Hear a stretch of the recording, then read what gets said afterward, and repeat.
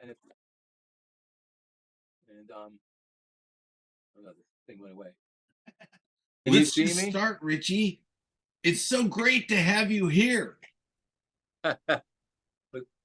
Okay, it's the Mike Rogers Show. Mike Rogers here with you, and I have a special guest who does not need an introduction because he's so super fucking famous.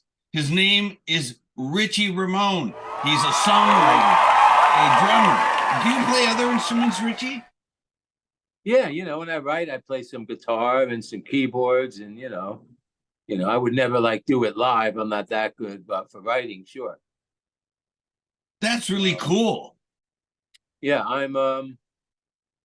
it's exciting times right now because in 2 weeks my new album gets released called Live to Tell. That's my third solo album, and I really love it, and it means a lot to me. So and your lead-off single got played on Rodney Bingenheimer world premiere the other day. Congratulations on that. Thank you. And it got played 2 weeks in a row, I know, I saw it. I see the things that are occurring. That's why I'm here, because I love you. How long has it been since we saw each other, Richie? Oh, the last time I was in Japan, it could have been 2016, maybe. Is that 17? When it was? It was a long time ago, maybe 17 or 18. I don't know, but I know there's this website that has every show I ever did, that Yari, that Ramones fan in Sweden. So I can always go back and look, but I think I've been there twice. It's hard to get there because it's expensive and, I don't know. Yeah, but and the promoters here are not, sometimes not on the up and up, as you know. Not all of them, but, I definitely like to come and, I will come back at some point. I'm going to go back to Australia next year, which is kind of the same ball game, a big expense to get there. Not many shows you could do, you know what I'm saying? Yeah. So it's all got to add up to the right thing. Well, let me know if you got shows coming to Asia or wherever, and I will promote the hell out of you. In fact, I just played you on the radio. Maybe about 30 minutes ago. Okay. So tell us about this convention you're doing. So right now I'm in New Jersey, and I'm at what's called a punk rock flea market. It's actually like in a hockey ring with all vendors. And there's 2 celebrities here, me and from the horror convention, the girl from Scream. I forget her name, Heather, from the movie Scream series. And wow. I do horror conventions too. So we sit there, and then there's all the vendors. You can buy all kinds of things you want, like a flea market. So it's very interesting. And there I have my booth, and people, can come and take a photograph with me and blah, blah, blah, like that, which is, it's a whole subculture here that people have wanted me to do for a couple of years, and I kept saying no. I don't want to be like some guy sitting there in a goldfish bowl charging $100 for my autograph. You know what I'm saying? Like something crazy that I'd sign a kid's forehead for free after the show. But now that I'm here, and then I meet these celebrities from movies and horror films, and when I watched as a kid in the 80s horror. You all hang out afterwards. It's a big party. It's like a 2 or 3 day party. Friday, Saturday, Sunday. Wow. And that's it. So that's why I said you said it looked like I just woke up. It's the end of the day here now. So we're on the White Claw. So Richie, but you speaking of movies, you've done a couple of movies yourself, haven't you? Yes, I have. During COVID, COVID changed everything for performing and going out there with 100 kids in your face, that just wasn't going to work for 2.5 years. So someone actually approached me a few years ago at one of these conventions and said, "Oh, I'd like you to be in my movie." So I did that movie, and that's called Head Cheese the Movie, which you can see on Amazon Prime. at any time. I don't know, it's free or $1 or something like that. Head Cheese the movie, and I played myself like a kid who works in a diner. And it's like a Gremlins movie where I kill the like puppets, you know, animatronics, not the CG stuff. You know, the animatronics they had in the 80s, you know, all that. So, and then after that, they said, wow, you'd make a great vampire. So Protégé Moi was the next movie where I played the king vampire, 800-year-old vampire. And I control the kingdom and whatever. That one's really cool. That's coming out shortly. And that's why on the new album, there's a song called Cry Little Sister, which was the soundtrack from The Lost Boys, one of the songs in the 80s movie, The Lost Boys. The director of the movie wanted me to do a cover of that. And that came out really good. So that's on that new record called Live to Tell. That's how that came about. And then I'm in a Friday the 13th fan film. It's called Vengeance 2. Vengeance 2. I actually have physical fights with, you know, Jason Voorhees. You know, I stab a drumstick through his mask, through his eyeball. And so it was kind of interesting. So I had a lot of fun. So I have all those. And that's on YouTube for free, called Vengeance 2 Bloodlines. So anybody want Vengeance 2 I don't know, Bloodlines. you have YouTube in Japan? Yes, I yes. guess so. Oh, okay. Yeah, you'll love that. I have a sweet part in that. You know, it's a cameo role, but it's an appearing role and a very important role. Like I save all these people from Jason murdering them and stuff like that. And then it's a very touching scene where I die at the end, you know. Oh, no. Yeah. So it's a killer thing. Oh, I wish I had a photo from the movie, and like all of this for you and for everyone out there who's going to watch this, www.richieramone.com. You can go there and see all the movies I'm doing and exactly what I'm doing and what I'm having for breakfast. So it's a good thing to follow because the new record there's only 250 that were pressed on clear vinyl, collector's item. Those are going fast, signed by me. I signed 250 records, and you know, you can get them. Those are going out now. And then the rest are all going to be black vinyl, which what I learned was clear vinyl and black vinyl are the purest forms of vinyl. When you get colored or splattered, they don't sound as good and they wear out quicker. Did you know that? No, I didn't. Look it up. I learned that, you know. And then I was like, well, what if it's on like 80-gram vinyl, you know? No difference in sound as long as it's black or white or clear, which is totally clear. It's the best sounding. Really? I know about CDs that if you have a golden colored CD or a green colored CD, the sound is better. Oh, okay.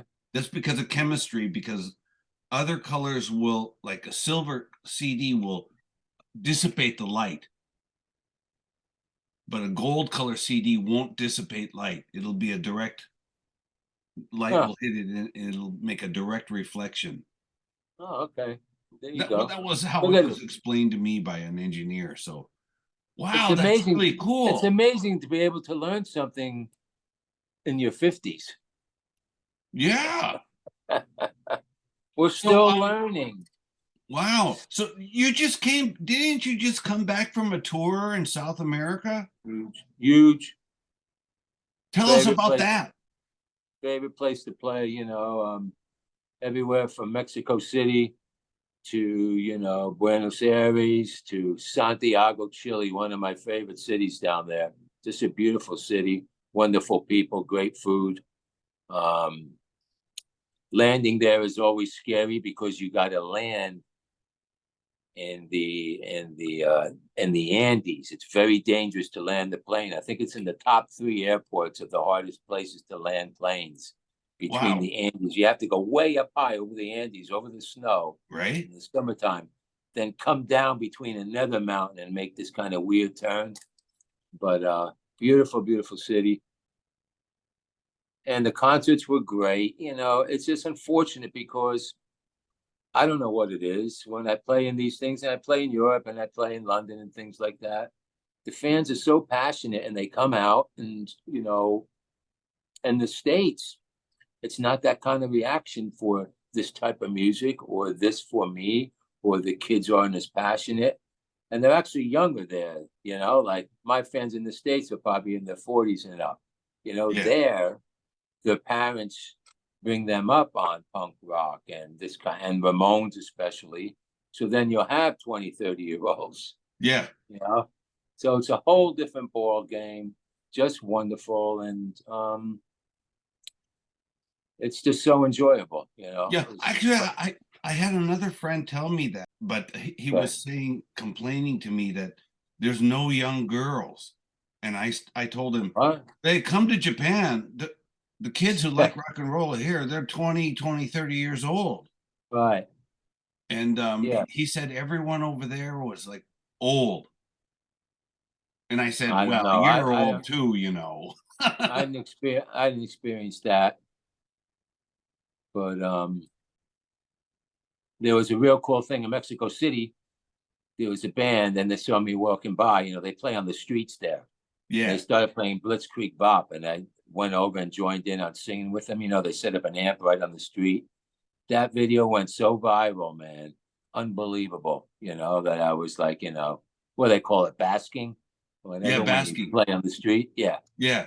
People were like, they went nuts for that. So I had a very good time there. Very, very good time. Now I'm chilling. I won't be touring for a while. We're just going to be promoting this record, doing a lot of press around the record.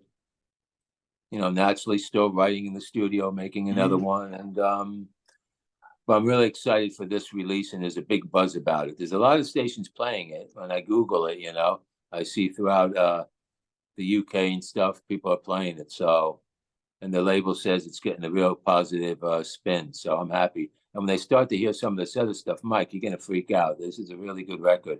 I got to get it to you. I'm sorry, but I'll do that when I get home. Please. I will play every song on the record. Well, there's some really touching and stuff, you know. The album Live to Tell comes from the heart so much. And there's a lot of talks about a lot of mental health and issues that everyday people go through, just getting out of bed, and depression and all of that, which is things that I experienced, and I know millions of other people experience, you know, and that's the kind of record it is, you know. It's a very touching record. So I'm really proud of it. Well, Live to Tell, when I sent that song to Rodney and said, you must play this. This is fantastic. You must play this before, I can't remember what the date was. So you 3 weeks ago. 3 weeks ago. Yeah, and then he I talked to him on the phone, and he was like, "This is a great record. This sounds like the Ramones, but not exactly like the Ramones, you know?" Right. So how did that song come about? Live to Tell. What's that about? Live to Tell? Yeah. Well, just Live to Tell, which I'll give you a quick story first. You probably were online and saw the cover, right? Yeah. Of the album, you saw the cover. I sent that to you. Yes. Well, what is that on the cover? I don't know what that is. Wait a minute. I'm going to look at it right now. I'll give you 3 tries. I get 3 tries? Yeah. What do I win? A Just weekend. A second here. I'm going to get it right now. All right. Here we go. I got to go down to the R's, and you see here. There it is. What is that? It's blue.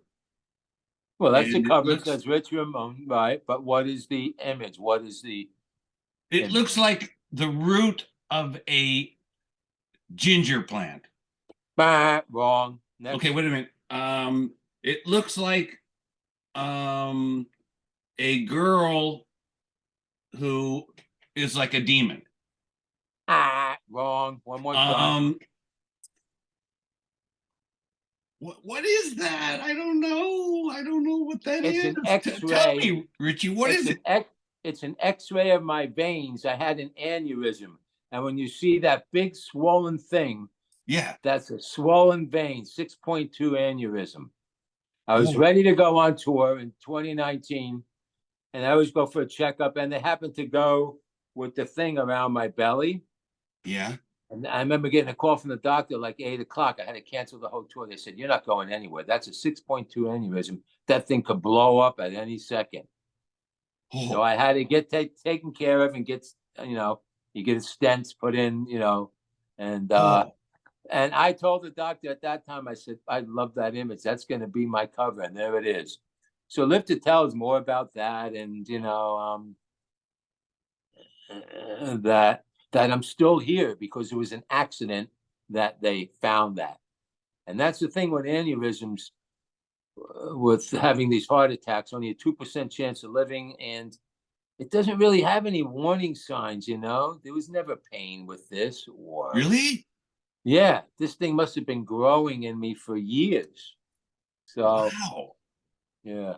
So that's God the story of that. God loves you, Richie. It looks like a turnip, right? To me, it looks like a turnip root. Yeah, like I was going to say that, but I kind of thought that would be bad. Wow. So There it is. That's the first. Nope, that's never been talked about, and there it is. You're the first to know. Wow. All right, we got a scoop. We got a scoop, a Richie Ramone scoop. So I don't really want to talk about the Ramones, but I want to ask you just one question about the Ramones. Of course. Well, two questions. How did you meet the Ramones and become their drummer?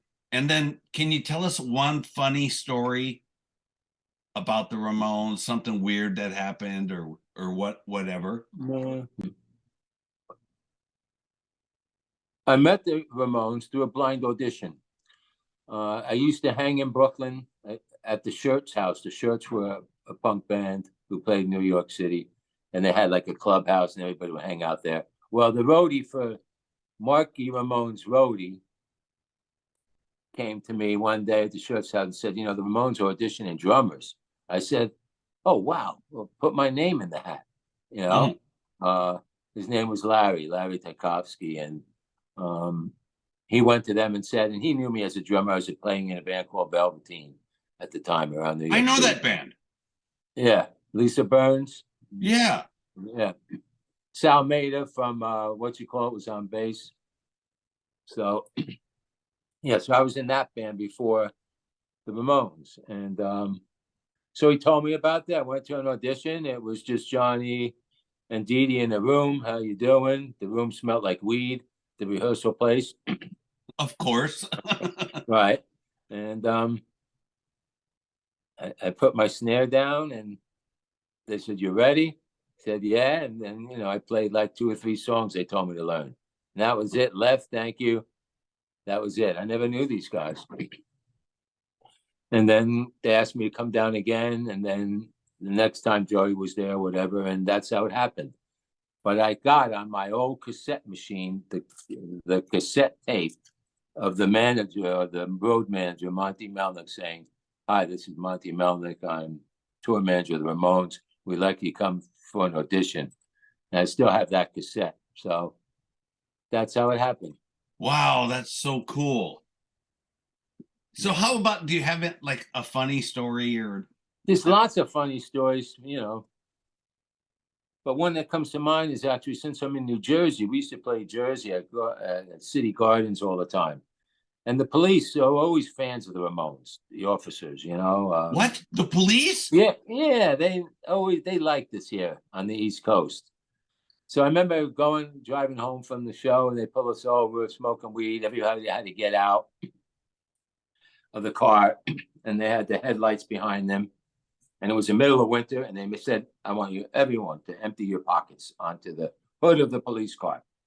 So Johnny took a few, whatever he had. I had a few items there. Joey had this parka on. It was like 6 feet tall, the parka, this heavy coat. He was pulling stuff out. He kept pulling, and to be like, a half a bagel and like, makeup, and like, then he pulled this out. And the officer would go, "Is there any more?" And he'd look at him through his rose-colored glasses. Go, "What? I think I got some more." He filled half of the police car hood with junk from that coat. It was really, really funny to me. And I write about that in my book, my autobiography. That story I think is in there. But that was my funniest story. And I'm thinking of it because it was right at the block here on the highway in New Jersey. Thanks, Mr. Richie Ramone. That talk was so interesting. He's a great guy. He's a great talker, and he's got great stories. And he's got more coming tomorrow. So tune in tomorrow to the Mike Rogers Show. We'll see you then. Thanks to Richie Ramone.